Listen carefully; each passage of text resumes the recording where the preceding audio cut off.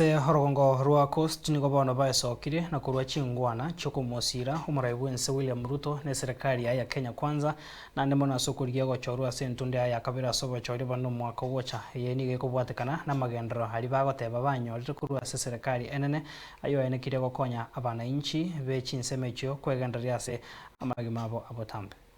Hapa bandari mambo ya Dongo Kundu inaendelea kushughulikiwa.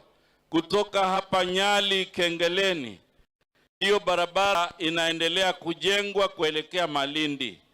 Kwa hivyo sisi tulipoangalia tukaona kura ya William Ruto ametujali na ametupa faida kubwa, na sisi hatuna lingine, kwa sababu anayetufanyia wema na sisi tunamfanyia wema, anayefanya hisani na sisi tumpe hisani. Mimi mwenyewe katika wizara ambayo inaendesha nimeona yale miradi ambayo yameletwa hapa.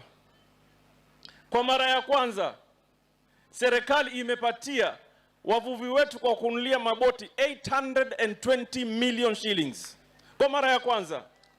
Kwa mara ya kwanza governor, kama nasema urongo sema, Rais Ruto alikuja showground akawapatia wavuvi vikundi vya kina mama kwa mambo ya uchumi samawati bilioni 3.3 3.3 billion.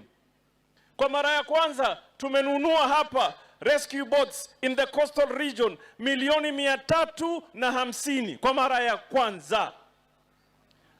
Kwa mara ya kwanza hapa tumeanza kujenga fish landing sites na masoko.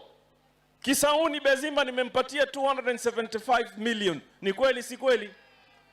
Hapa Mvita, Mheshimiwa Machele, tukujengea soko Olta na matukujengei. Tukujengea manyumba hapo Olta na matukujengei. Hiyo ni serikali ya William Samoei Ruto. Sasa Kongowea tumejenga. Mimi nawauliza, mimi ni nani nikose fadhila? Siku hiyo nimekaa tu hivi. Nilikuwa na Waziri Hassan Ali Joho. Msiulize tulikuwa tunafanya nini. Likikaa kidogo hivi nimepokea simu kutoka kwa president. Ananiambia, gavana, tumepata mfadhili, tunataka kujenga dude la hospitali.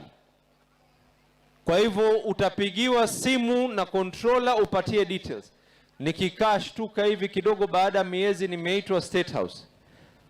Nikifika State House nimeenda kuweka sahihi kalamu kwa niaba ya watu wa Mombasa. Leo hii tumepropose